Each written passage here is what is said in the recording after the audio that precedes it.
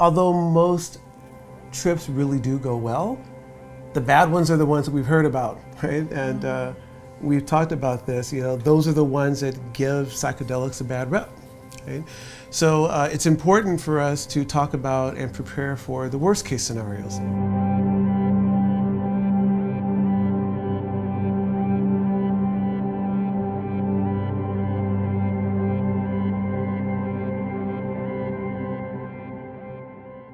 So how do you respond to the quote-unquote bad trip? How do you respond when you're the person holding space for a journey that becomes difficult?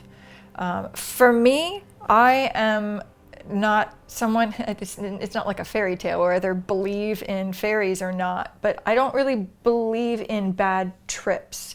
I think there are challenging experiences. I think there are less than integral containers that are created that don't allow for people to feel safe.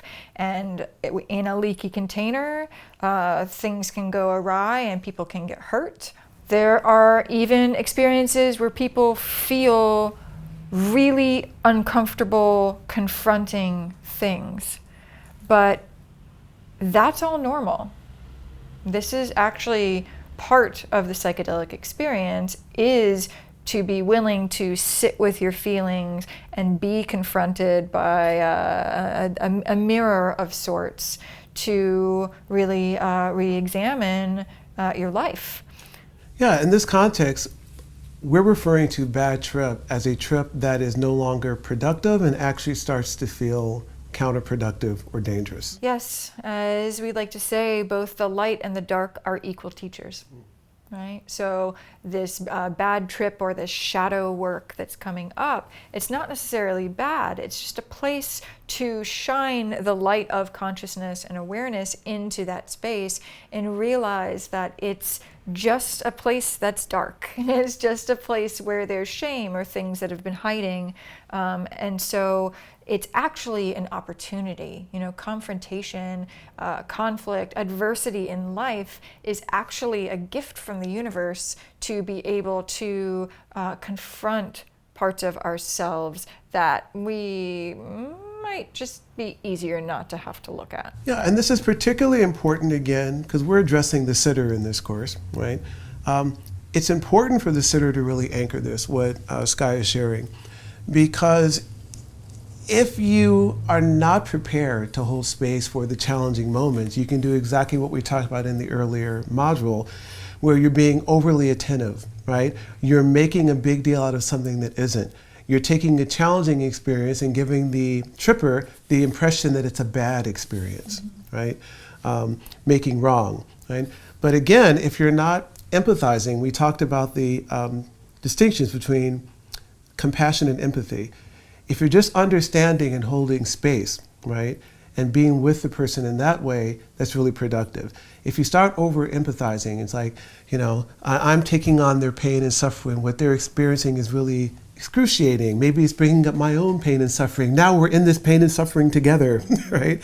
Then a challenging moment, without realizing it, the sitter can take the challenging moment into a bad moment. Right? So again, your job is to, which is what Skye is going to talk about next, is to kind of just keep it as a challenging moment. Yeah. That could be a cathartic breakthrough. And basically, we're just there to remind them that they're safe and that this is normal. This is all part of the human experience of being on psychedelics. Feeling what you're feeling is okay. Yeah, this is normal. It's okay to feel this. And you can say things like, I hear you, right? Or I'm hearing that this is really challenging for you. Yeah, I really get that. I really get that, right? Even reminding them all is well, right? These are called verbal interventions.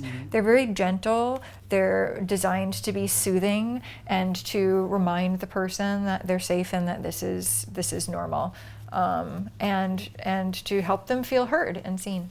So if we dig a little deeper into this work, You could also ask them, like, what are you experiencing right now? And allow them to share their internal space. But again, this can be tricky because they might launch into a story, or it could be a little too relational at that point. So you can kind of judge if Yeah, that's and we're appropriate. talking here, sorry to cut you off, we're talking here about very gentle interventions. What we're talking about here is you're starting to notice that the person's journey might be looking unproductive at this point, or it might be the early stages of looking like it's going to spiral into a full-on like meltdown, right? So that's why we're calling it gentle interventions, right? Yeah, and asking someone, what are you experiencing right now? You're not asking because you want to start playing therapist, right? You're not asking because you want to hear it so you can respond to it. You're asking it almost more as a redirecting, right? So instead of the person spiraling in this inward journey of, chaos, if you say to some people, you're like, what are you experiencing right now? The reason you're asking is so they can redirect and now just share their experience with you. Basically, you're giving them a more focused way to express kind of cathartically what's coming up for them. So your intent is not to fix it, right?